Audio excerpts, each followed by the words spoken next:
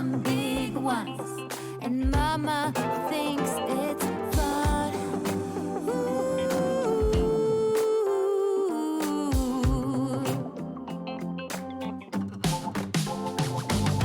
Hands up, here comes Rubber Duck. Oh, did you know I named him twice?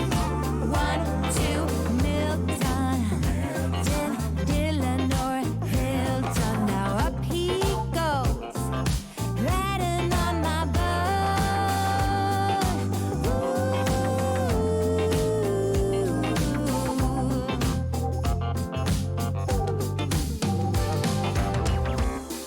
Scrub my feet. Ooh, you, you, you, you. Scrub my arms. Ooh, my ears and my nose and my face and my hands and my knees. Ooh, you, you, you, you.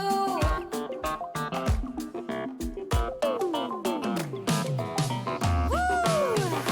Bubble bath, call my name. Every morning up with the sun. Oh, bubble bath, bubble bath.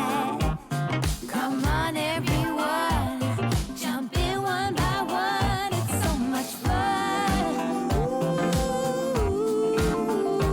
Ooh. Are you ready for Rubber Duck? Oh, hands up, here comes Rubber Duck. Say, did you know I named him twice? 1, 2, Milton, or Dylan or Hilton. Now up he goes, riding on my boat.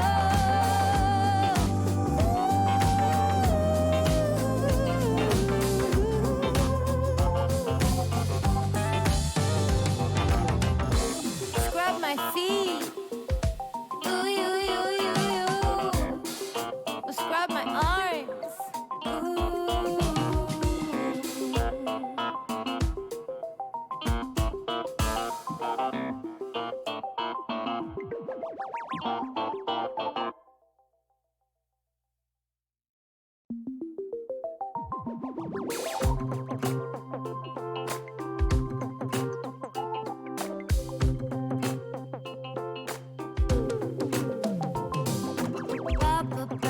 Bubble bath, call my name. Every morning up with the sun.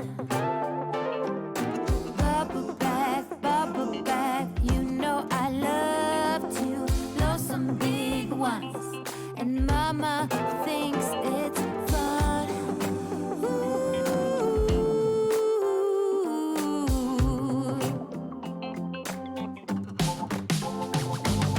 Hands up, here comes Rubber Duck. Oh, did you know I named him? Bonsoir à tous et bienvenue dans Ketchup Mayo, votre rendez-vous hebdomadaire. Je suis de retour ce lundi pour débriefer d'un live multisport. Ça m'avait manqué de parler de rugby, de foot, de NBA. On va aborder ces 3 sports ce soir une nouvelle fois dans notre rendez-vous du lundi. Pour cette émission, je suis accompagné de mon premier plateau. On va commencer par le foot. Romain et Kylian, comment ça va les gars? Salut. Salut, très bien. Voilà, j'ai remplacé la semaine dernière Guillaume. Très bien fait. Retour en tant que chroniqueur. Là. Bon, j'espère que vous ne serez pas trop déçus par Rétrogradation, Guillaume. Mais bon. finalement. Ouais, voilà, un peu déçu, un peu déçu. En tout cas, voilà, on va pouvoir parler, on va pouvoir parler de foot. Pour cette chronique du lundi, c'est la première fois qu'on va le tester sous ce format-là. On va laisser nos débats un peu d'actualité pour les émissions du mercredi, parce que nous sommes aussi en live un mercredi sur 2 le midi pour voilà, un peu plus rentrer en profondeur, parce qu'on a l'occasion de parler que de 2 sports les mercredis. Ça nous offre 30 minutes pour parler de l'actualité football. Le lundi, on va consacrer notre review un peu du week-end en 5 parties, parce que c'est difficile de parler des 5 championnats en 15-20 minutes. En revanche, voilà, on va parler du match du week-end, on va parler de l'équipe du week-end, du joueur du week-end et notre top et notre flop collectivement. Donc ça nous permet un peu de faire une review globale de ce qu'il ne fallait pas louper côté football. côté terrain vert. Voilà. Terrain vert, oh là, ça, c'est beau. Putain, il y a des termes qui sont utilisés bien sur le dit. plateau. Ah non, mais C'est c'est très quelqu'un, bien. c'est quelqu'un. Il n'est pas présentateur pour rien. On va pas perdre de temps, messieurs. On va pas perdre de Et- temps Allez. Non, à vos tablettes, parce nos qu'on tablettes. on va rentrer directement dans le vif du sujet. Et les tablettes, Avec ils nous- le match du week-end, parmi les 5 grands championnats européens, quel a été pour vous le match du week-end, la plus belle affiche, voilà, par la hype en avant-match et puis le résultat final. Voilà, quel a été pour vous ce fameux match du Est-ce week-end? qu'on est pénalisé si on écrit mal? Ça peut, ça dépend Ah. à quel point tu défonces l'orthographe. Ah non, mais non, en termes de qualité Ah d'écriture. non, ça là-dessus on ne juge pas. Allez-y, messieurs. Je sais pas si on voit Real, bien en vrai. Barça, et si on voit très bien. Manchester United, Manchester City, Tout à fait. Real, Barça. Un classico et un derby. C'était deux très belles affiches, messieurs. On va commencer avec ce Manchester United, Manchester City. Pourquoi ce match-là comme match du week-end? Et n'hésitez pas à jouer avec nous aussi dans le chat, à nous dire quel a été pour vous le match du week-end. Ouais, bah tout simplement MUMC parce que c'était un gros match, c'était attendu quand même. Manchester City qui est un peu moins bien en ce moment et United au contraire qui enchaîne les victoires et on a un Rashford notamment qui est en feu. On y reviendra tout à l'heure, je pense. Mais ouais, dans le scénario aussi, l'arbitrage un peu contesté parce que bah, ça c'est toujours un derby, donc il y a forcément des boulettes d'arbitrage entre guillemets. Mais voilà, le fait que Manchester United renverse la vapeur en 4 minutes comme ça, 68e, 72e, je crois les buts, Ouais. c'est impressionnant. Donc ouais, vraiment très très beau match, très agréable.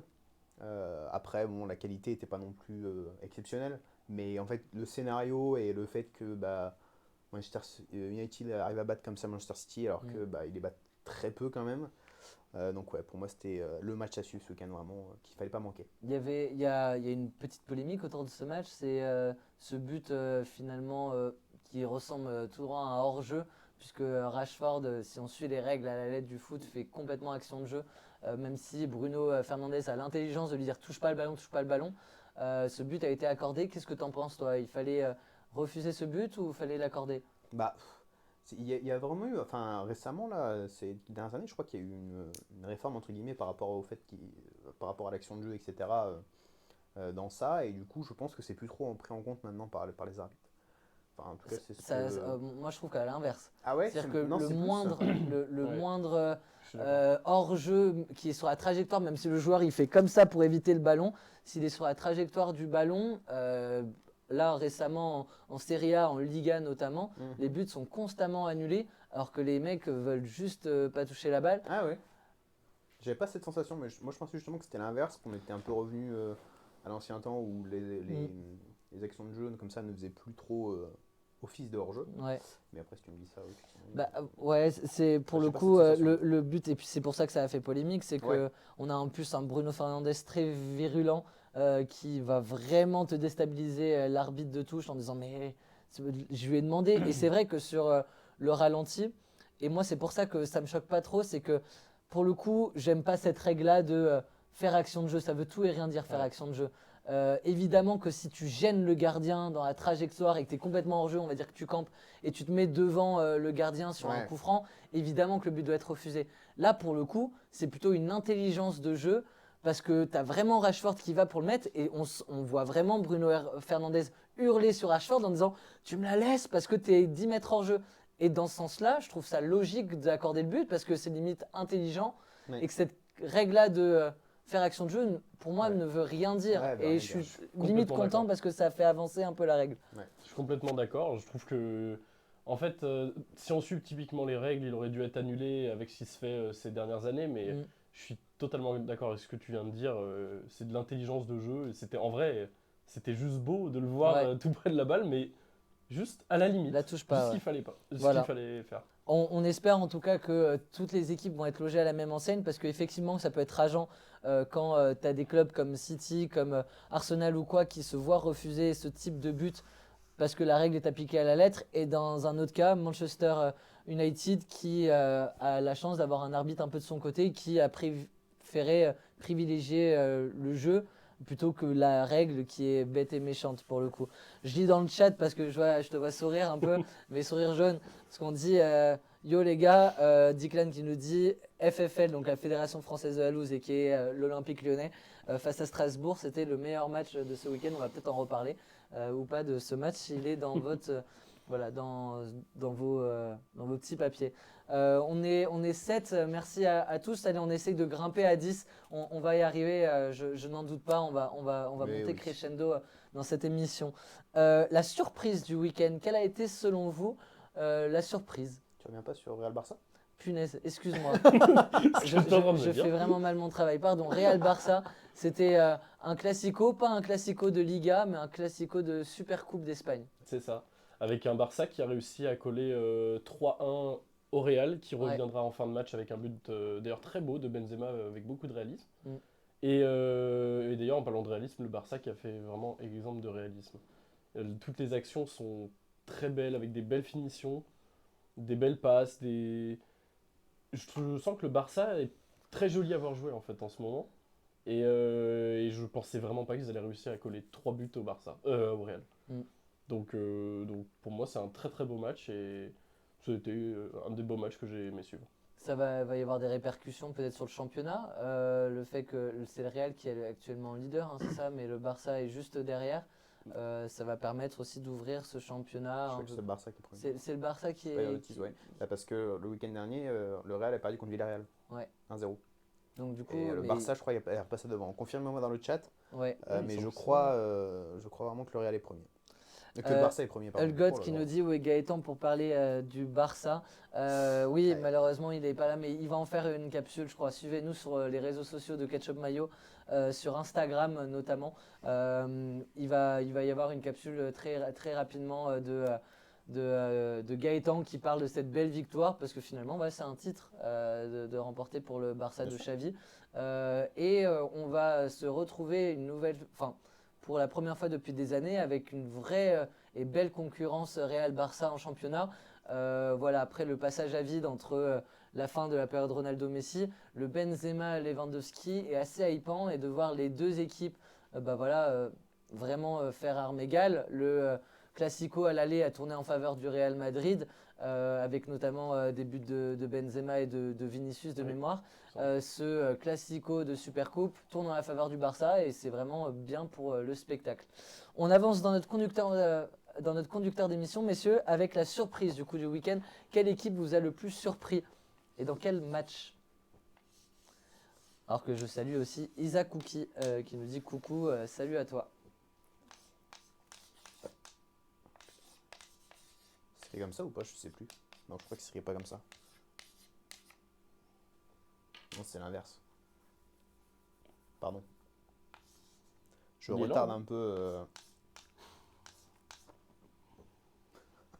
C'est bon? On ne jugera pas la qualité de l'écriture encore Allez. une fois. De toute façon, moi j'arriverai à te lire. C'est parti. Naples-Juve d'un côté et Brighton qui a gagné 3-0 face à Liverpool. Tout à fait. Effectivement. Naples-Juventus 5-1 pour Naples. C'était le match entre le premier et le deuxième. Tu nous en parles, pourquoi c'est pour toi la surprise?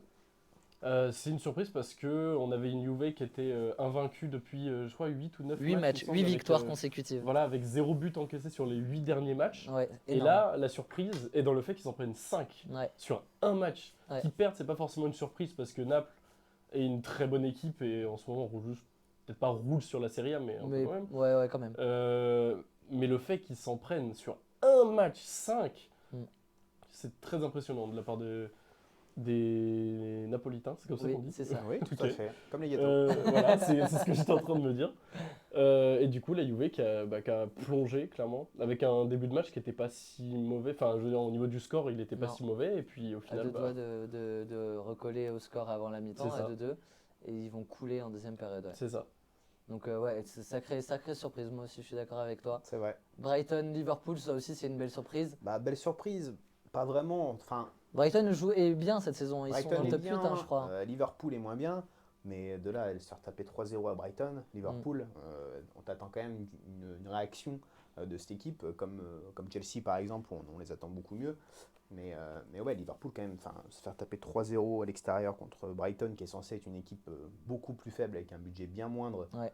que les Reds, ouais, c'est vraiment surprenant pour le coup. Très bien. C'était les deux surprises. Je suis content que vous ayez parlé de ces deux équipes-là. On va faire une petite pause entre guillemets sur l'aspect collectif pour s'attaquer aux joueurs du week-end. Qui, selon vous, est un peu l'homme du week-end?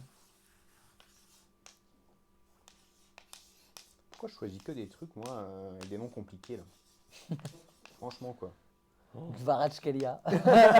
Ouais, non, là, c'est marrant. Ah, je sais pas si ça s'écrit comme ça. J'ai un doute. C'est bon? Si, je crois Ouais, que c'est ça. si, je crois qu'on n'est pas, Je crois on que est, c'est on ça. n'est pas Il trop me mal. semble que c'est comme ça. Hein. Rashford et Osimhen.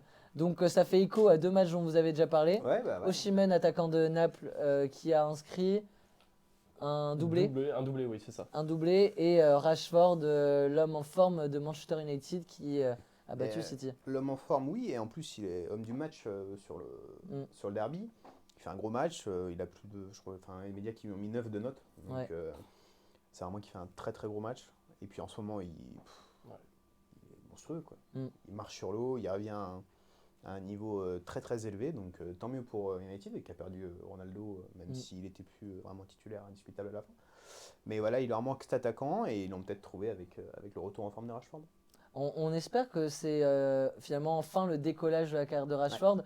C'est un joueur pétri de talent, très très jeune. Hein. Il a commencé très jeune, aux alentours de 16-17 ans, dans des matchs d'Europa League où il surclassait tout le monde. Et on s'est dit, waouh, là on a un bijou, vraiment un joyau. Hein. C'est 2 ans avant l'éclosion vraiment de Mbappé sur la scène internationale. Rashford, il est un peu plus âgé que Mbappé. Ouais, et finalement, 24, je crois. il n'a pas su profiter. Et c'est plutôt à cause du collectif aussi de Manchester. Bah voilà, on a l'impression d'avoir atteint le plafond de Rashford depuis 2-3 saisons et finalement il nous fait un peu mentir cette année en dépassant un peu ce plafond qu'il avait depuis 2-3 ans. Ouais, non, bah, c'est un peu comment dire, le syndrome des joueurs qui commencent très très tôt. Il y en a beaucoup comme ça où bah, ils commencent tellement tôt que ça me fait penser un peu Odegaard au Real. Quand il était au Real, il n'était pas bon du tout, il n'y arrivait pas. Et là, bah, il a fallu quelques années et à Arsenal, maintenant, il s'éclate. Ouais. Mais il y avait ce problème de, bah, il est arrivé beaucoup trop jeune dans une équipe qui était déjà très haute. Bon, après, là, pour le coup, United, pas vraiment. Voilà, mais, là, cette saison, ça va pour ouais, mais après, quand il est arrivé, quand il c'est a été à United, bah, il joue en Ligue Europa, quoi. Donc c'était assez compliqué. Mais il n'y arrivait pas quand même. Il est arrivé à un plafond où, bah, comme tu dis, hein, il n'arrivait pas à aller au-dessus. Et là, bah, c'est peut-être la saison du déclic. En tout cas, on lui souhaite. C'est un homme de la ville, hein. C'est un des chouchous du stade de Manchester United et de la ville. Il est très impliqué socialement dans la ville en donnant énormément de son temps libre pour les multiples associations de Manchester. Il a je ne sais combien de fresques un peu partout dans Manchester United. Enfin, vraiment, C'est une icône. Hein. c'est vraiment une petite légende qu'il est en train d'écrire. C'était plutôt en dehors des terrains que sur les terrains. Et on est vraiment très content que ça arrive à se développer aussi sur le terrain pour Marcus Rashford. Tu vas parler toi de Osimhen, du coup l'homme en forme aussi de la meilleure équipe de Serie A finalement. Ouais, avec un super match de sa part. Donc un doublé, il me semble au moins une passe décisive, mais je suis plus sûr. Il me semble qu'il y a une passe décisive. Et avec globalement, on l'a vu très, comment dire, il allait au duel, il avait de l'envie, voilà, il avait de l'envie pour battre cette équipe de la Juve. Et il a fait un match plein d'intensité, plein d'envie, C'était vraiment très beau à voir. Et puis avec cette rage de vaincre quand il marque ses buts, d'aller voir le public. D'enlever son masque. Oui, voilà, d'enlever son masque aussi, ça m'a étonné. Il joue avec un masque, ouais. Il était très très impressionnant. Et petite prime, mettre une énorme patate aux joueurs de la Juve. Ouais. Je sais pas si vous avez vu ça. Oh, l'action. Tu l'as vu, ça, Guy ? Ah non, je l'ai pas vu. Quand il se Ah retourne oui, comme ça, c'est à Locatelli. Oui, parce qu'il est, voilà, il est énervé de Locatelli. se faire tirer les maillots. Ouais. Et du coup, Il met une droite. il fait comme ça. Et t'as le Voilà. pauvre Locatelli qui a rien demandé. Homme Et du match. c'est vraiment pas fait exprès pour le coup. Ah oui, Mais oui. qui s'en Bien mange sûr, une, mais- qui saigne, qui pisse du Oh, le sang après pauvre. de la lèvre, etc. Ouais, Il a pris un carton j'ai pour ça, j'ai même pas vu après. Non, il Je a sais pas pas, pris. je sais pas. Il a pas pris parce que c'est Ouais, pas mais du oui, c'est tout. pas- enfin, il voulait pas, il y avait rien de volontaire, mais. Osimhen passe Ouais. effectivement sur le but de Kvaratskhelia. Alors qu'on a dans le chat un petit nouveau, MacFred86. Bonsoir à toi, bienvenue Salut. du coup dans cette émission multisport de Ketchup Mayo.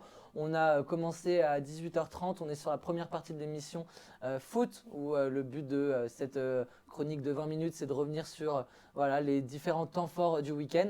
Ensuite, on passera au rugby avec les amis Diclan et Gauthier pour pareil, une revue un peu des Coupes d'Europe. Et puis, on finira avec de la NBA parce qu'on aime aussi beaucoup la NBA chez Ketchup Mayo. Donc voilà, un multisport en 3 parties de 20 minutes. Et n'hésite pas à commenter et à chatter aussi avec nous dans le chat. Chatter avec tout dans Ouais, le chat. chatter, je suis pas sûr que ça se dise C'est bon, c'est vraiment dans le vocabulaire un peu du streaming. On va passer maintenant au top. On retourne un peu sur l'aspect collectif. Quelle équipe a été le top?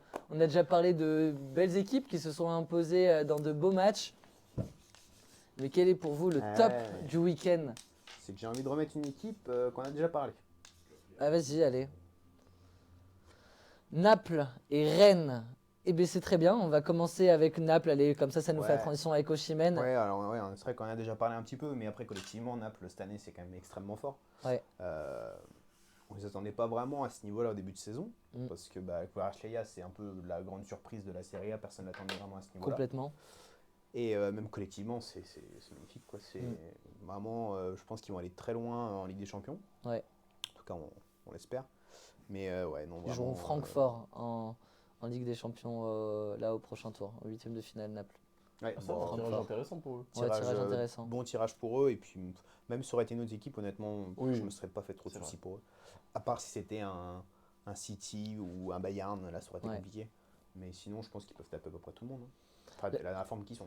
Ils ont envoyé un vrai signal, en tout cas à toute la Serie A, en battant la Juve, qui est du coup le dauphin actuellement de Naples. Plus maintenant parce que Milan a récupéré un super point du match nul face à Lecce. On est bien dégoûté du côté de Milan de ne pas avoir sauté sur l'occasion de cette défaite et cette énorme défaite de la Juve. Mais oui, ça donne 9 points d'avance sur le second du coup l'AC Milan. 3 jokers, l'équipe est à plus 30 à peu près ou plus 25 de différence de but alors que derrière c'est plutôt du plus 15, plus 16. Donc on est plus sur un 10e point, donc vraiment une énorme avance. Et puis au-delà d'avoir cette avance-là, c'est que c'est juste du magnifique football. Ouais. Ça joue trop bien et on peut saluer la reconstruction de Naples qui a perdu Koulibaly, Insigne, Mertens, Fabian Ruiz cet été. Toute la colonne vertébrale finalement de l'équipe, Ospina même qui était titulaire et qui est parti maintenant du côté de Al Nassr avec Cristiano Ronaldo. Ils ont pas de temps d'adaptation pour Naples qui a recruté très intelligemment du Kim, du Kvaratskhelia, qui a donné plein pouvoir à Lobotka au milieu de terrain. Et on a un Osimhen qui était déjà là l'année dernière mais qui était blessé une très grande partie de la saison, qui là marche sur l'eau. Très gros transfert, faut le rappeler. Osimhen, on est sur les 60-80 millions en provenance de Lille. Et c'est vraiment une très grosse saison que nous fait Osimhen. Donc voilà, vraiment c'est une équipe à regarder, on en parle ce soir. Mais Naples, cliquez sur Naples si vous aimez un peu la Serie A. Si vous ne connaissez pas trop la CA, c'est quand même un beau championnat cette année parce qu'il y a un top 7 pas dégueulasse avec de la Lazio, de la Roma, de l'Atalanta, Inter, Juve, AC Milan, Naples. Les 7 équipes sont les 7 premières. Donc voilà, toutes les équipes sont en forme et ça offre chaque semaine des belles rencontres. Donc voilà, vous pouvez cliquer sur la Serie A et notamment sur Naples. Tu vas nous parler, toi, du coup, de Rennes. Tu as mis Rennes qui a battu le PSG. Exactement. PSG qui a plutôt fait un bon match et pourtant. Oui, voilà. Non, mais qui a fait un bon match et pourtant Rennes a été incroyable. Enfin, On a est été 10. très impressionnant. On est 10 en direct. Collectivement. Bravo, Merci félicitations à à tous. Les nouveaux, ceux qui sont dans l'ombre et qui ne sont pas présents sur le chat. Si vous êtes nouveau, pensez à vous abonner aussi. Un petit message dans le chat. Un petit message dans le chat pour dire bonjour. Et puis voilà, un petit follow. On a passé les 400 mercredi, objectif 500 maintenant. On est à 408, 409. Ça peut aller très vite si tout le monde s'y met. Donc voilà, merci à vous tous en tout cas d'être 10 sur ce chat. Trop cool. Merci à toi, Hulgot. Vas-y, je t'en prie. Du coup, Rennes qui a été très impressionnant collectivement avec leur capitaine. Alors je sais plus du tout comment il s'appelle, mais c'est le buteur même. oui, voilà, c'est le buteur, mais je sais plus le nom. Le capitaine de Rennes. Ouais. Qui a été très impressionnant. Et globalement, en fait, toute C'est pas l'équipe Bourigeaud a été dans l'intensité. Bah, en fait, tout ce qui fait, ce qui fait Traoré. que tu peux faire perdre le PSG. En fait, Amari tu mets un Traoré. peu d'intensité et le PSG est tout de suite plus en difficulté. Et ça a été, enfin, c'était du beau football en tout cas. Et j'ai vraiment bien aimé. Et donc, bah voilà, Rennes qui réussit à battre le leader de Ligue 1 qui maintenant se retrouve qu'à 3 petits points de Lens. De Lens qui a gagné Lens a dans la gagné. douleur, mais face contre Auxerre. Enfin, aussi, à Auxerre. 100% de réussite à domicile pour Lens, que 10 victoires en 10 matchs Ouais.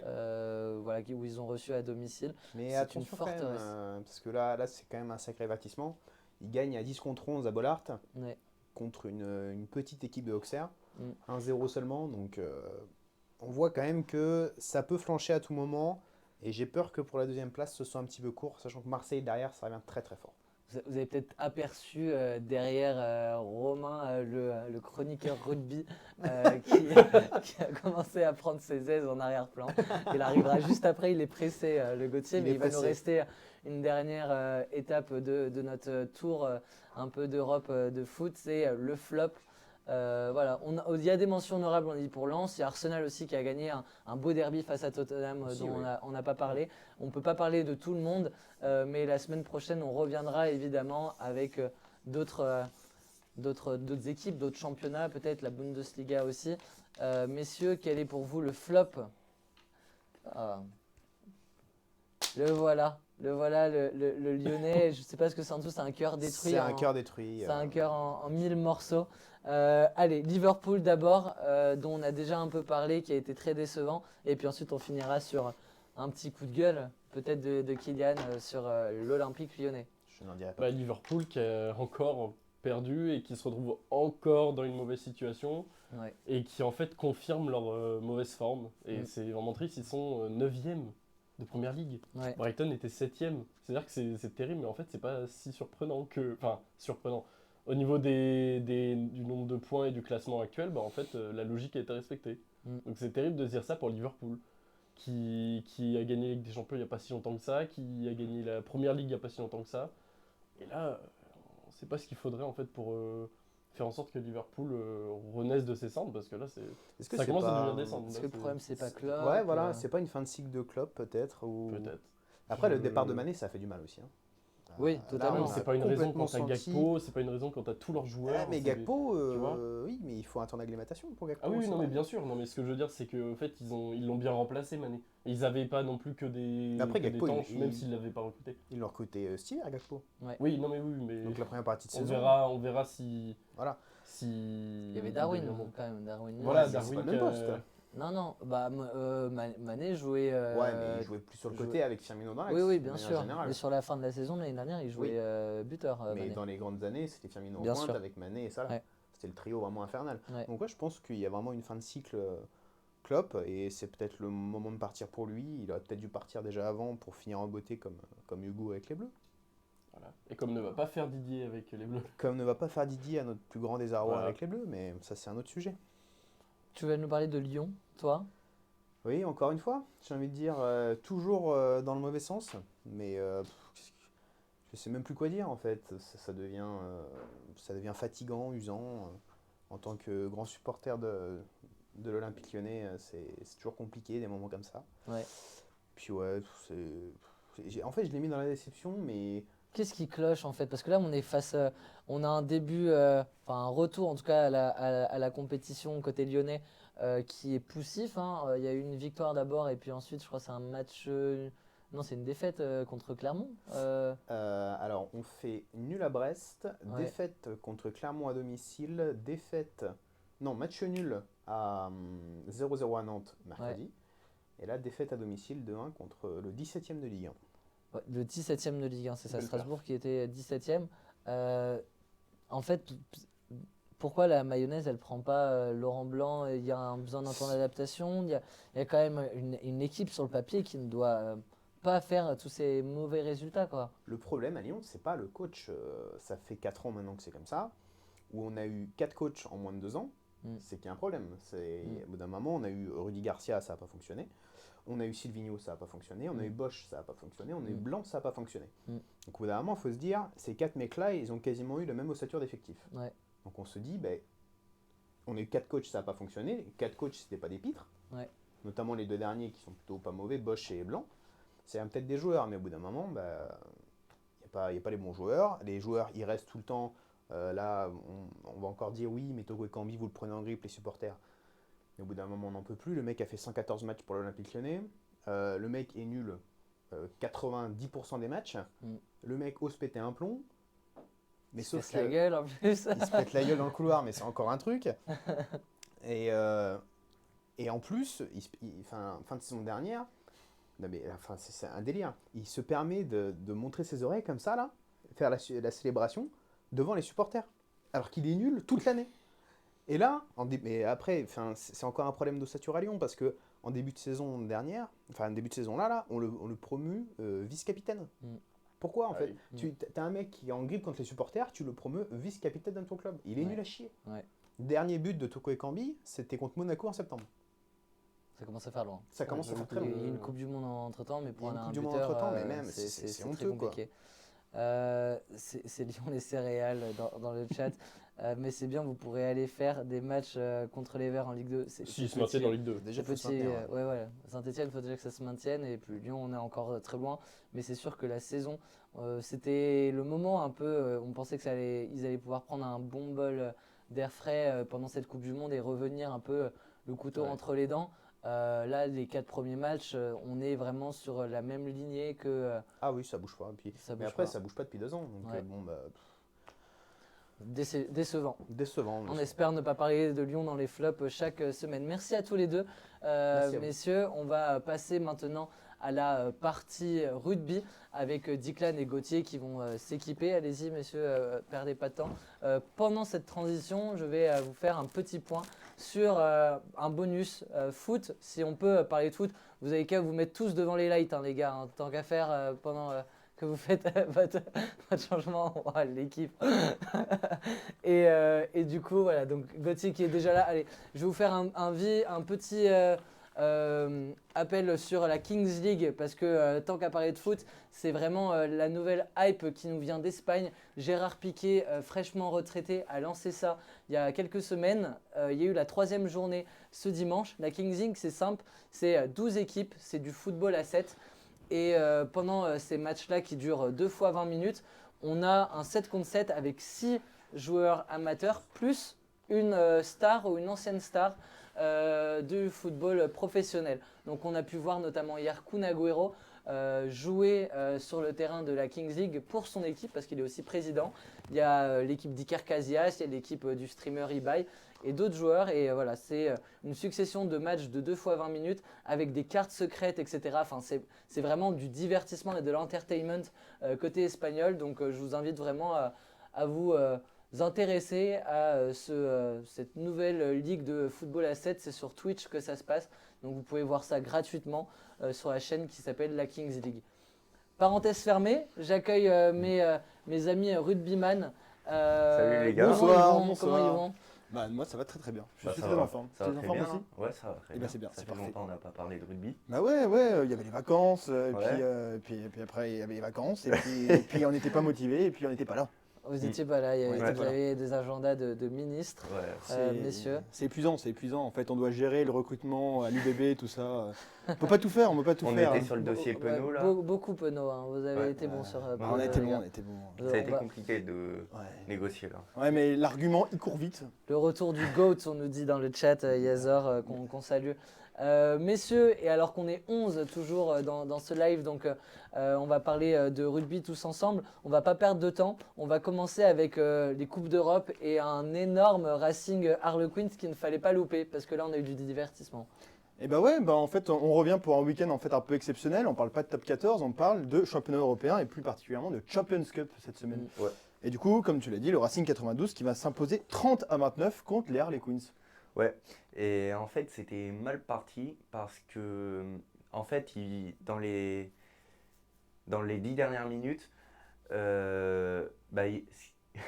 Vas-y, dans les 10 dernières, vas-y. structure tes idées. Dans les 10 dernières minutes, en gros, Allez, vas-y, mon petit bonhomme. il y a eu 3 jaunes pour le Racing. 3 jaunes. 3 jaunes, ouais. C'est Du énorme. coup, ils évoluent à 12 contre 15. Et dont le dernier jaune qui a un essai de pénalité parce qu'il a fait action de jeu de repousser la balle alors que le joueur l'ait marqué. Donc il a été accordé l'essai et ils avaient donc 2 points de retard et au dernier moment ils mettent une pénalité. Ouais, c'est un match qui est hyper tendu jusqu'à la fin. Ils prennent un jaune à la 72e, un jaune à la 73e, un jaune à la 76e.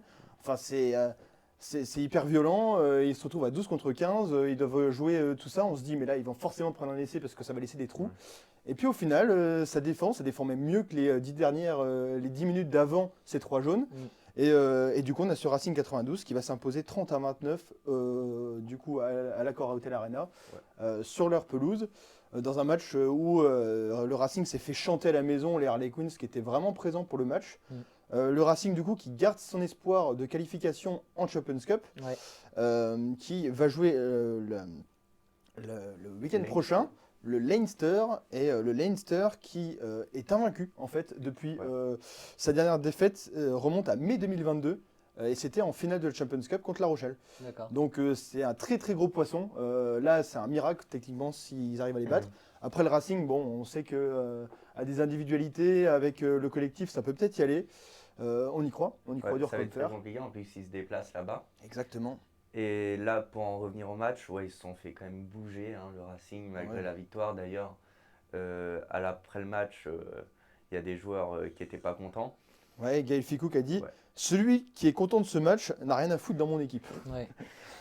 C'est pour dire un petit peu là où ils en étaient. Et puis du coup, 42-10 à l'aller contre le Leinster, donc il va falloir faire beaucoup mieux pour espérer être qualifié dans cette partie de Champions Cup. Et en face, on avait quand même un Marcus Smith très très très bon. D'ailleurs, il a participé aux essais à la 50e, aux 3 essais début de seconde période. Et il a fait une action vers la fin du match, il me semble bien, vers la fin. Oui. Où franchement, il n'y a pas eu essai, mais il a bien apporté à son équipe sur ce match. Ouais, on a un Marcus Smith en fait qui. Alors, pourquoi on parle de Marcus Smith? C'est parce qu'il est un des grands joueurs en devant de l'équipe anglaise. Et du coup, il y a le tournoi des Destination qui arrive. Et c'est un joueur qu'il va falloir surveiller parce que forcément, les Anglais, on va les jouer. Marcus Smith va être dans cette équipe. Et c'est un joueur, moi, qui me fait peur, qui était déjà très fort l'année dernière et qui, je trouve, monte en puissance. Qui a une vision de jeu qui est juste impressionnante. Et du coup, joueur à surveiller, mais qu'on surveille déjà. Là, pour dire, il revient de blessure, il sort un match énorme. Exactement. Il était on fire hier. Donc voilà, un petit peu pour parler et pour conclure sur ce Racing 92 Harlequins. On va parler des flops maintenant du week-end et il y en a eu quelques-uns quand même côté français. Ah bah, il y en a eu plus d'un des flops ce week-end. A commencer par Clermont. Clermont qui, sur la pelouse de Leicester, et ne pas confondre avec le Leinster, mais qui va perdre 29-44. Clermont, c'est ça 44 il me semble. 48, 29-48. Tu peux vérifier s'il te plaît. Moi j'avais noté 44, mais admettons. Et du coup, pourquoi je vous parle de Clermont en particulier? C'est parce que Clermont, c'est censé être une grosse équipe et cette année, c'est pas top en top 14. C'est pas top et ça finit 10e pour l'instant au classement. Et on a quand même du coup besoin de cet électrochoc et on avait besoin d'en faire, un peu de renouveau dans cette équipe de Clermont. Et c'est pour ça que Monsieur Gibès, le manager, ainsi que l'entraîneur, a été démis de ses fonctions, tout simplement. Et donc, tu avais raison. 29-44, voilà. j'ai toujours raison. Et donc, pour en revenir à ça, il y a Urios qui... Il y a Urios qui est dans les en petits papiers. lice, qui est en lice, pour le devenir, sauf qu'après, ça ne concorde pas. Clermont veut qu'il arrive dès la semaine prochaine, après le dernier match de Coupe d'Europe, sauf que lui ne veut pas reprendre une saison en cours, ce qu'on peut comprendre. Surtout qu'il sort d'une saison un peu difficile avec le bébé. Donc, donc Urios peut-être à Clermont dans la suite en fait de ce championnat du top 14. Dans les différents flops, pour continuer dans les flops, malheureusement, ça n'a pas réussi ce week-end en Champions Cup. Castres qui va perdre 21-34 à Édimbourg, 34 points contre Castres qui est à 6 matchs sans victoire quand même d'affilée. Ils sont déjà éliminés du coup. Sauf que ce qui est très grave, c'est de prendre 20-0 à la reprise. Donc en 40 minutes, tu prends 20-0 alors que tu mènes le match. Après, le terrain n'aidait pas. Ouais, mais tu peux pas tout mettre sur le terrain quoi. Côté Castres. En fait, Castres, ils sont en grosse perte de régime. Il va falloir vraiment qu'ils se remobilisent. Et d'ailleurs, en fin d'interview, il se disait on n'essaye pas de se trouver des excuses et on n'est pas dans une bonne passe. Et du coup, il va falloir essayer d'aller chercher une victoire pour les relancer en fait cette deuxième partie de saison. Parce que 6 matchs sans victoire, ça peut les emmener loin dans le classement et surtout profond. Ouais, bah là, rien que dans le top 14, ils sont 11e. On sait que ça va vite, que ça peut aller vite. Donc, il faut qu'ils fassent vraiment gaffe à eux. C'est peut-être un mal pour un bien d'être sortis en Coupe d'Europe pour se concentrer à fond sur le top 14 maintenant. Et d'ailleurs, il y a un match contre l'UBB qui arrive pour Castres. Et moi, j'annonce, ça va pas être facile. Des deux côtés. Ouais, c'est Parce que Castres qui reçoit. Et puis ça va être le match de la peur. Ça va être le match de la peur parce que des deux côtés, si tu perds ce match-là, forcément, tu es du mauvais côté des 6 joueurs qui se qualifient pour les phases finales. Donc, Ils sont bien remontés avec 3 victoires, là, l'UBB, mais il faut quand même faire gaffe parce qu'ils sont proches. Là, ils se sont fait atomiser en plus ce week-end, l'UBB. en parlant de l'UBB, 32-3 contre les Sharks. Mais là, il n'y avait pas vraiment de surprise. Quand même 32-3, surclassé. Les Sharks beaucoup trop forts. Ouais, c'est pas tellement un flop. Et Lucu qui sauve la mise pour les Bordelais sur une pénalité. Waouh. Beaucoup d'entrain, on sent le supporter bordelais au fond du trou. Tirer une pénalité. Non, franchement, il n'y a rien à dire sur Non, ça. mais il n'y a rien à dire, c'était trop fort. Ils ont tout fait. Et pour continuer sur les flops, on a Lyon qui a perdu contre les Saracens, mais pareil, on s'y attendait un petit peu, 28-48. Et Montpellier qui a perdu contre les Ospreys aussi ce week-end. Bon, mais qui a gagné du coup ce week-end côté français alors? Il y en a quand même eu un petit peu qui ont gagné parce que c'est bon, on va pas faire que perdre non plus. Et du coup, il y avait Toulouse qui a gagné ce week-end 27-5 contre Sale. Sale, en fait, qui s'est pas facilité la tâche. Déjà que Toulouse est en grande forme. Ouais, ils ont mis un essai dès le début de match, sauf que ensuite, 5 minutes après, ils se sont pris un carton rouge. Et après, ils ont marqué plus aucun point. Aucun point de marqué. Et Toulouse qui a déroulé le jeu sans trop en faire. Ouais, Toulouse qui n'a pas eu à forcer la main en fait. Toulouse qui a joué son jeu. Et en fait, ils sont un peu mis des bâtons dans les roues tout seuls avec ce carton rouge. À la première minute, il y a les deux gros piliers qui s'entrechoquent l'un contre l'autre. Et les deux, ils sortent sur saignement, un protocole commotion, les deux reviennent pas. Ouais. Alors forcément, quand tu pars avec 3 joueurs en moins, forcément... Ouais. Et en plus, c'était sur la même action où il a pris un rouge. Donc ils perdent les 2 piliers, plus un joueur et ils finissent à 14 tout le match. Ouais. Donc Toulouse qui n'a pas eu à forcer la main et Toulouse qui fait la victoire. Et La Rochelle, ça c'était aussi le gros match du week-end. La Rochelle qui jouait contre l'Ulster et le score, contre toute attente, n'est que de 7-3. Mais les points n'ont été mis par La Rochelle qu'à la 81e minute. C'est-à-dire que l'Ulster a mis une pénalité à la 64e. C'est-à-dire que jusqu'à la 64e, déjà, qu'il y ait 0-0 jusqu'à la 60e en rugby, ça n'arrive jamais. C'était infini. Mais il faisait un temps catastrophique. Des cordes et des cordes, de la boue jusqu'aux os. Et du coup, cet essai de La Rochelle il y a eu énormément de maladresse dans ce match-là, en fait, beaucoup de pertes de balles, notamment à cause de la pluie. Et c'est La Rochelle qui va pilonner plusieurs fois dans cette fin de match pour aller marquer cet essai un petit peu de la victoire, 7-3, et qui du coup qualifie La Rochelle en fait pour les phases finales de la Champions Cup. Ouais, ils y sont allés un peu au forceps à la fin quand ils se sont pris les 3 points à la 64e à peu près. Ils se sont réveillés très tard donc, parce qu'ils se sont réveillés après avoir encaissé. Au début de match, ils ont beaucoup encaissé et c'était tout proche. Ils étaient tout proches de se prendre 2 essais. Donc c'était compliqué, ils sont sortis du piège. Et du coup, ils ne perdent pas leur invincibilité. Je crois qu'ils restent sur 13 matchs sans défaite, si je ne me trompe pas.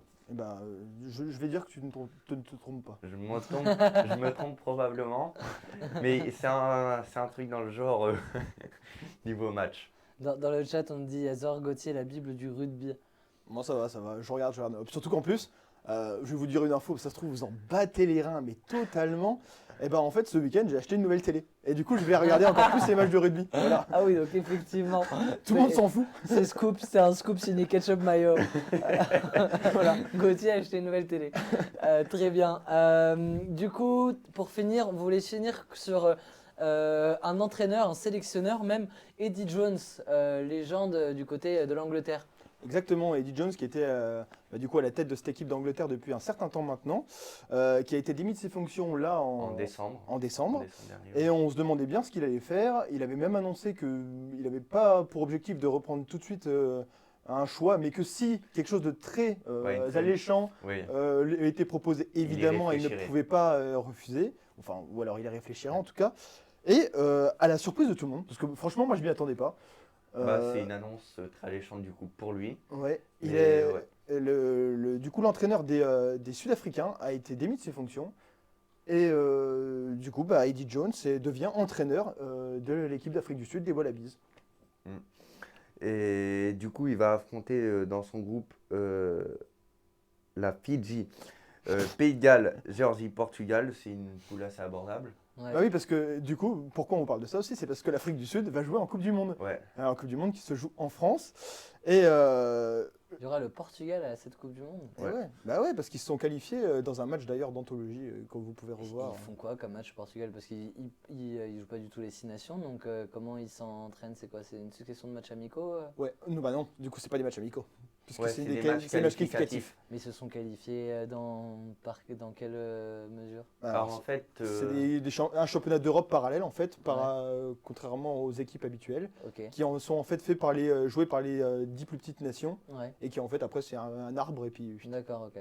Et la France et tous ces pays destination Ils y peuvent passent se pas. qualifier? Non, Non, ils y passent ils sont qualifiés dans cette Coupe du Monde. exactement. il y a deux Ok. équipes du coup qui, Ouais. dans chaque poule, c'était comme ça. C'est régions mineures Pour en deux fait. équipes. Ok, C'est considéré comme des régions mineures et ok, en fait c'est les deux meilleurs du championnat qui montent. ok, ça marche.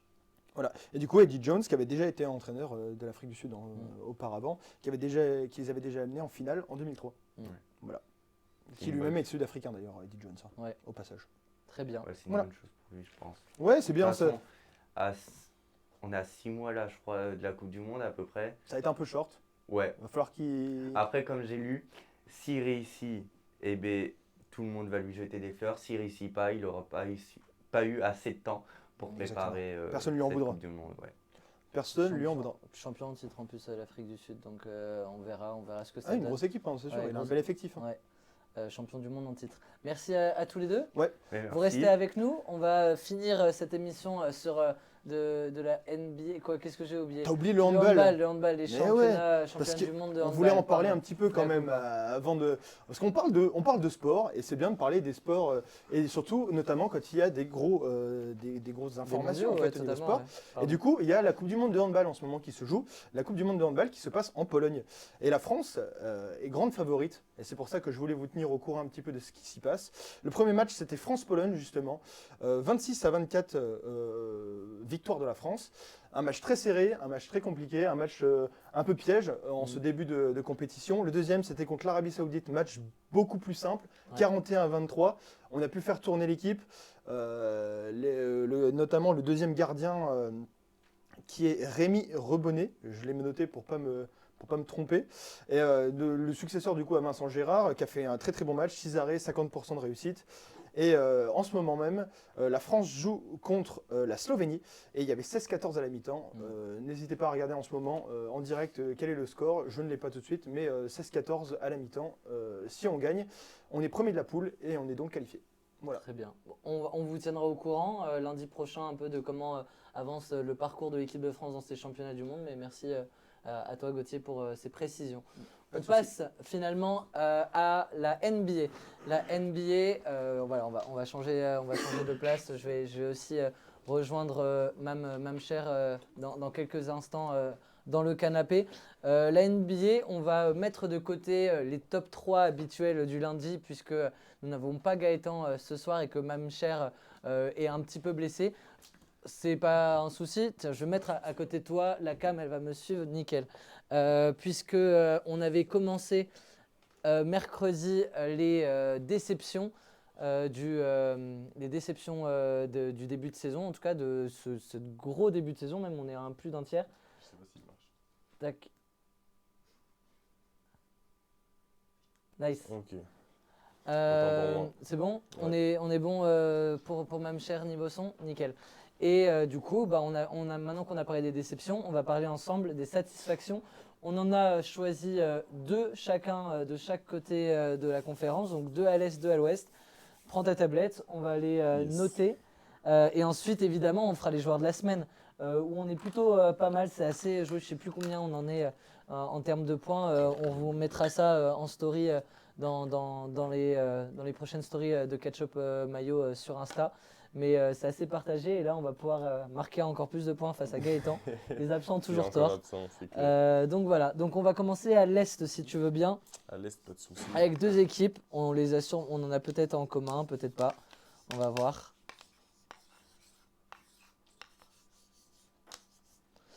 Tac. Nous avons. Moi j'ai les Cavs et Boston, t'as pris Brooklyn et New York. Ok, donc on n'a pas du tout les mêmes, Ouais. c'est intéressant. C'est cool, C'est on quand même peut en parler. des équipes qui sont en haut, évidemment, avec du coup Boston que tu as choisi premier à l'est, Brooklyn que j'ai choisi deuxième à l'est. On saute Milwaukee et Philadelphie et ensuite c'est Cleveland 5e et New York 6e. Yes. On va commencer dans l'ordre décroissant avec New York 6e. Pourquoi j'ai choisi New York comme satisfaction? Tout simplement parce qu'on ne les attendait pas du tout à ce niveau-là. New York, il y a 2 ans, ils avaient été très très bons. Juste Randle, meilleure progression de l'année. On avait New York qui avait fait vraiment de très beaux playoffs. Une rivalité naissante avec les Atlanta Hawks de Trae Young.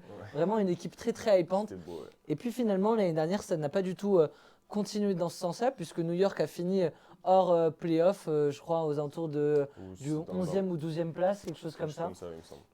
Et du coup, on s'attendait à rien cette saison. Il n'y a pas eu de gros. Il y a eu un gros mouvement quand même. Brunson qui est arrivé tout droit de Dallas pour essayer de relever le niveau et de insuffler un nouveau souffle à cette équipe coachée depuis 2 ans et demi par Thibodeau. Mais finalement, début de saison assez poussif. Evans Fournier qui a été mis de côté dans la rotation des Knicks. Ouais, c'est clair. Et on a malgré tout une équipe qui collectivement fonctionne avec un Bronson qui est très très bien rentré dans ce roster, Rundle qui retrouve vraiment des couleurs et finalement voilà, on a un collectif qui fonctionne, 6e à Ouais. l'Est et c'est surprenant donc voilà, à voir comment ils vont tenir. Pour vous rappeler, c'est les 6 premiers qui sont qualifiés automatiquement et directement pour les playoffs.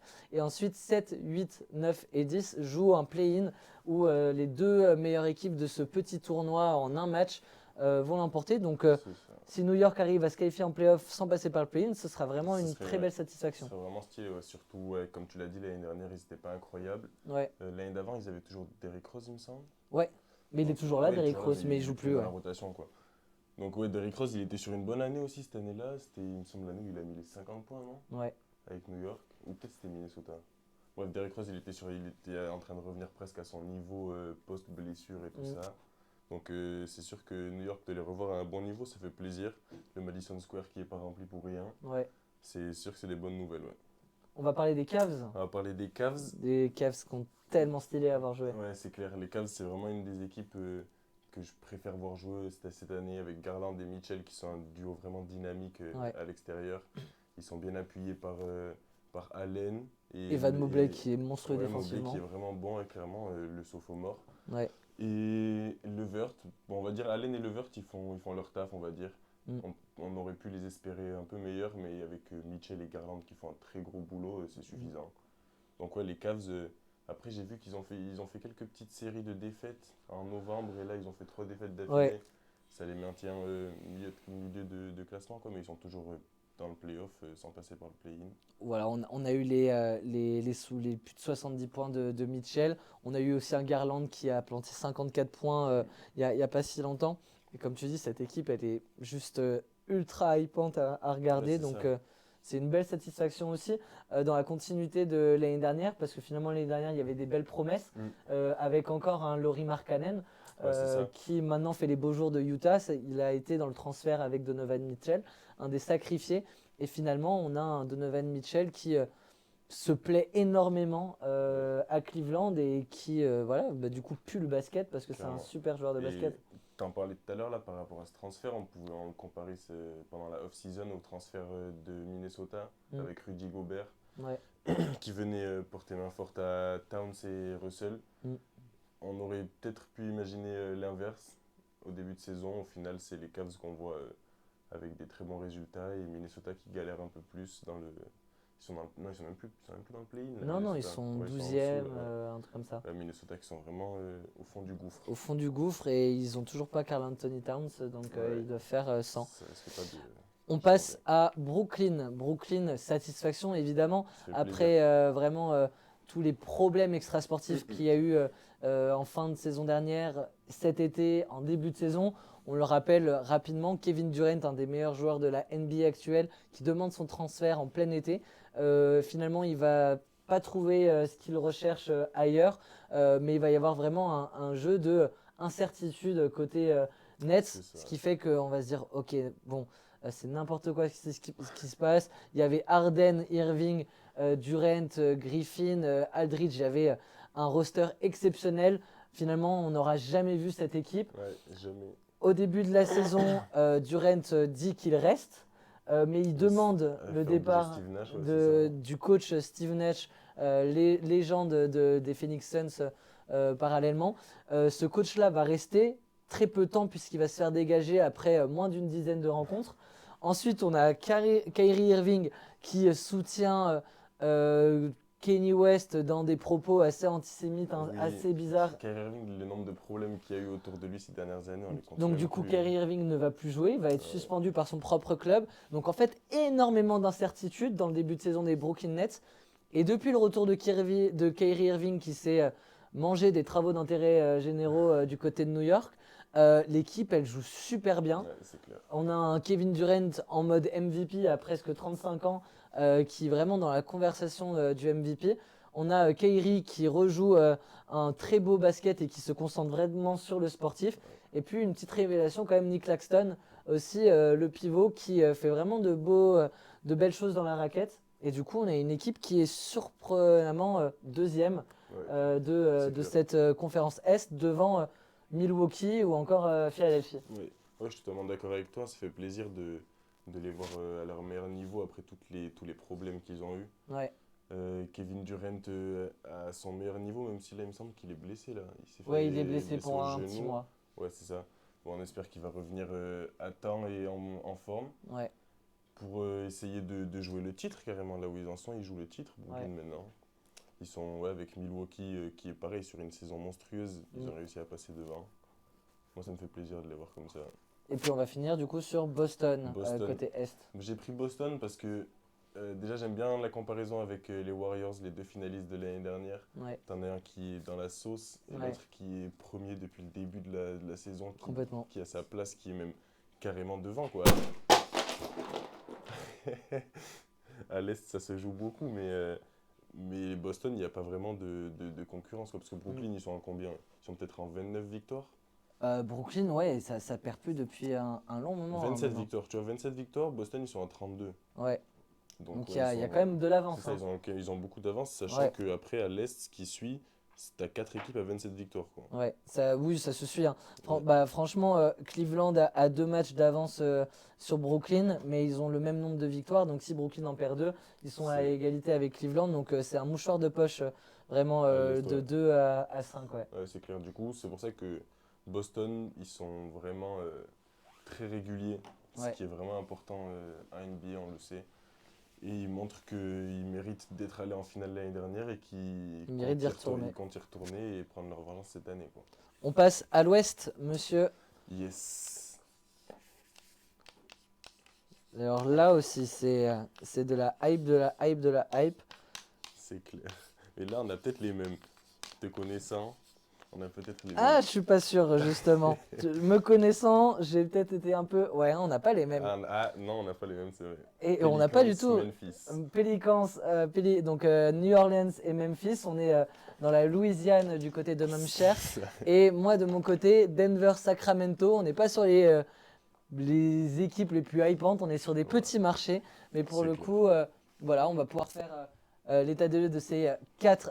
Moi, je n'aurais pas mis ça, nous dit Hulgot.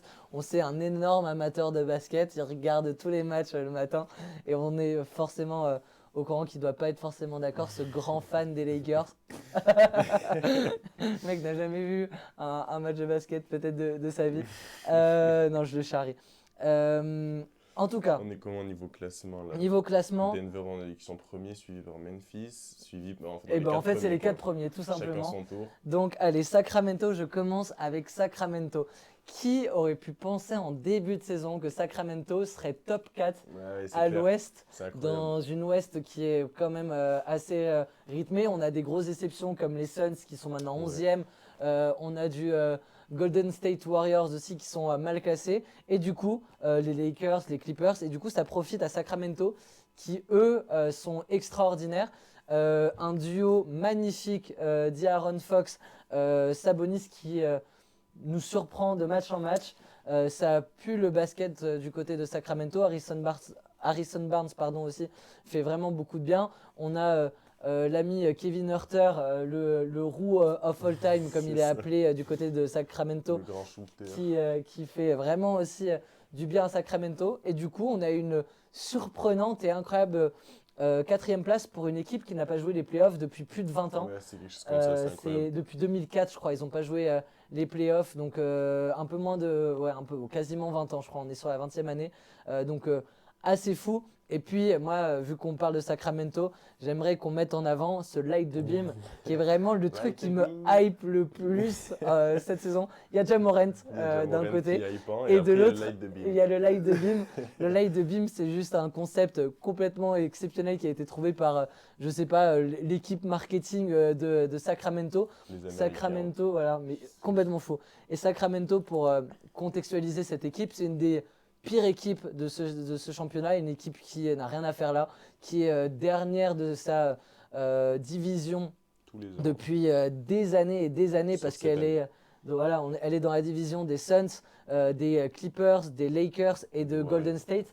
Donc autant vous dire que ces 4 équipes-là sont depuis des années devant les pauvres Sacramento, qui sont du coup bons derniers et qui gagnent très peu de matchs chaque année. Et là, en fait, cette année, ils ont mis en place un énorme buzzer à côté du terrain, et tout simplement à chaque victoire, il y a l'homme du match ou une célébrité qui est venue assister au match, c'était 50 Cent la semaine dernière, qui tape sur le buzzer, et là, en mode Batman, il y a un énorme néon violet qui traverse le ciel et qui part de l'intérieur de la salle et qui reste jusqu'au prochain Ouais, match. c'est ça. Donc en fait, Toute la ville est au courant de la victoire. en regardant à sa fenêtre. Et c'est juste trop cool comme, Ouais, franchement, ouais. comme concept du Ouais, côté c'est de kiffant, ouais, Sacramento. c'est vraiment un des concepts les plus américains que la NBA a pu nous fournir, quoi. Clairement. Et du coup, C'est on a envie de incroyable. regarder C'est Sacramento ça, ouais, alors c'est que exactement, T'as envie qu'ils personne. gagnent, t'as envie qu'ils gagnent pour voir le Exactement. flash. Et même les joueurs, ils doivent avoir envie de gagner pour pouvoir Ouais. allumer le beam, quoi. Exactement. Voilà, concept incroyable. Le bouton de la hype nous dit Yazor. C'est ça. On parle des Pels, du coup, qui sont juste devant Les Sacramento, Pels. qui sont 3e. Ouais, les Pels avec un très gros Zion qui est soutenu par un très beau collectif. Ouais. Ça fait partie des équipes. Memphis aussi, c'est les deux équipes, je les ai choisies parce qu'ils me font plaisir dans cette NBA actuelle, Ouais. révolutionnée par le Stephen Curry en chef. Ouais. J'ai regardé, ils sont à 11 3 points chacun par match. Donc on a des équipes cette année, en ce moment qui sont dans les 30-43 bien sûr. points tirés par match. Mm. Eux, ils sont à 11 3 points tirés. Mm. C'est beaucoup de jeux collectifs, beaucoup de jeux dans la raquette et à mi-distance. Et c'est le basket que j'aime beaucoup. Les Pelicans, ils me font kiffer pour ça. Même si Zion, il a quelques absences. Ouais. Il me semble qu'il a plus d'une dizaine d'absences. Ouais. Ça commence Mm. là, c'était 3 semaines à peu près, mais c'est une équipe en tout cas qui fonctionne très bien Ouais, et qui est très plaisante à regarder. Ouais. Ingram aussi, Ouais. je trouve qu'il a même pas la moitié des matchs, quoi.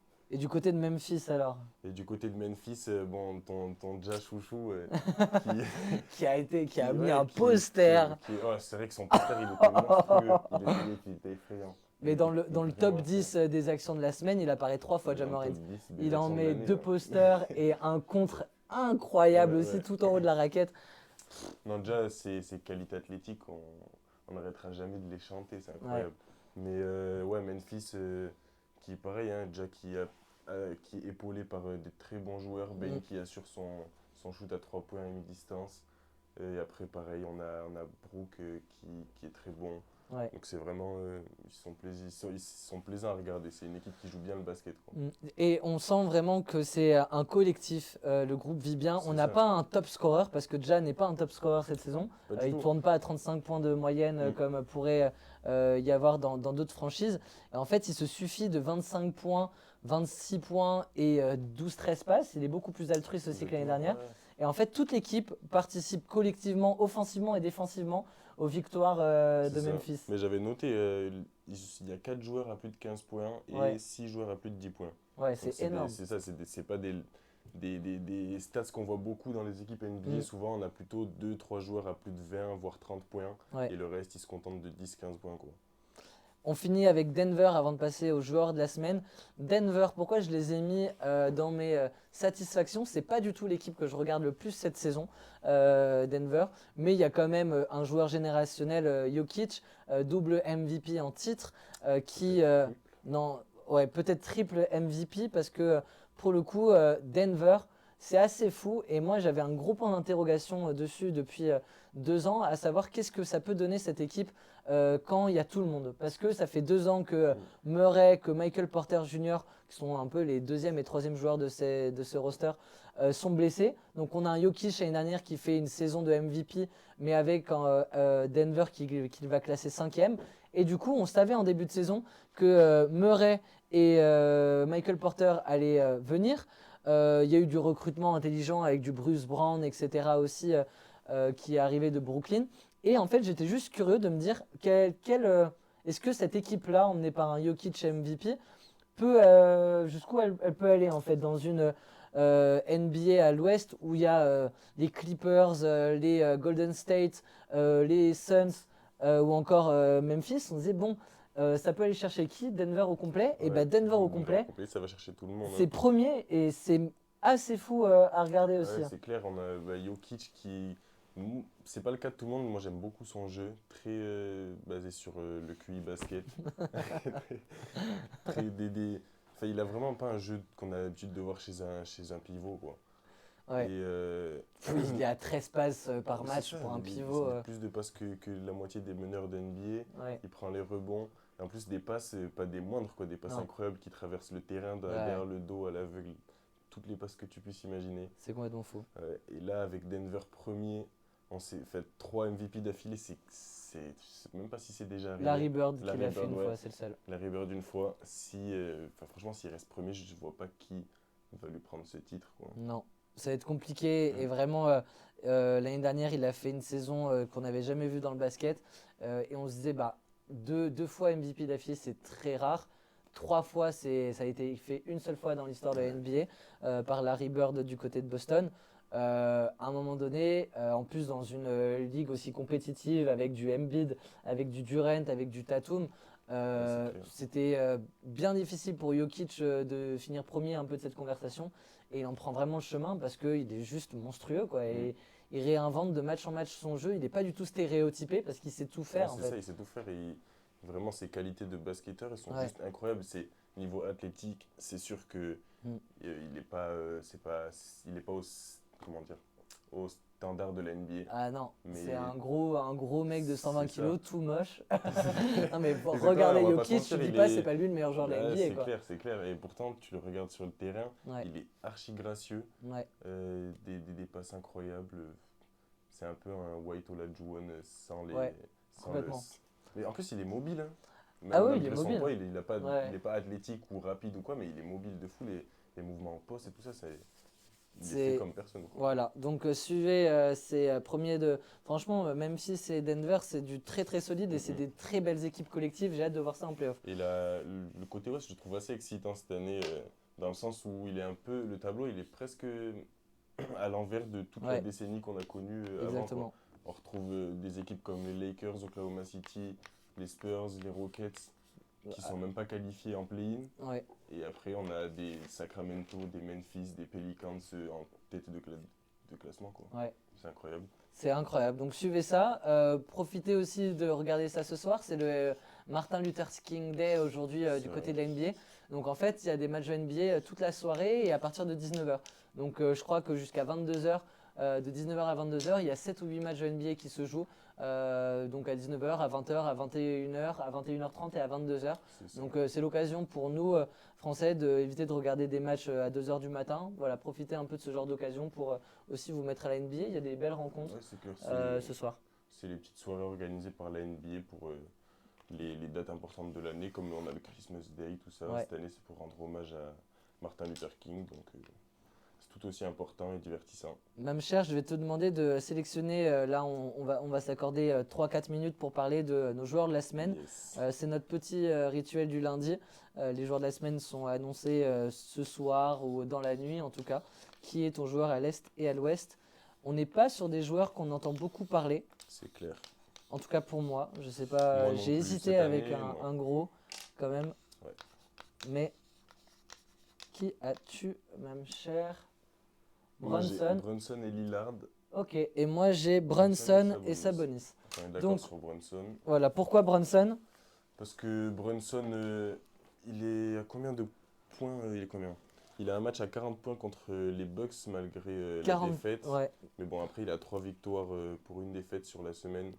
33 points, 5 rebonds et demi, 5 passes et demi. Ouais, Il a 2 matchs à 30 points, un match à 27.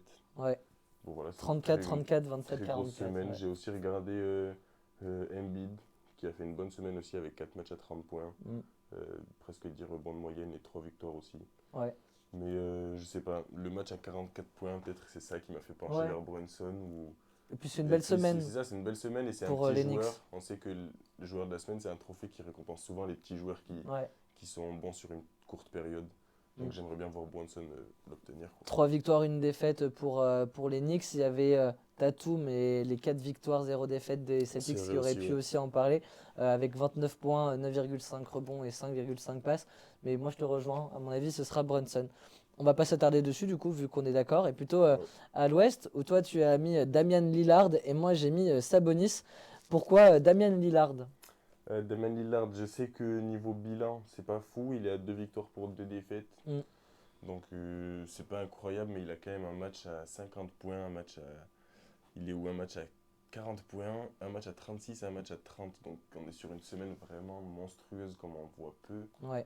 Donc, Comme ça faisait longtemps qu'on l'avait pas c'est vu. ça. Ouais, Cartonner c'est ça, autant, on l'avait vu juste. Ouais, surtout Lillard, Lillard surtout avec la saison qu'il fait en ce moment qui est pas incroyable. Portland qui sont juste avant Dans le ventre play-in, il me mou, ouais. semble, Ou non, même ils sont dans le play-in. Ouais.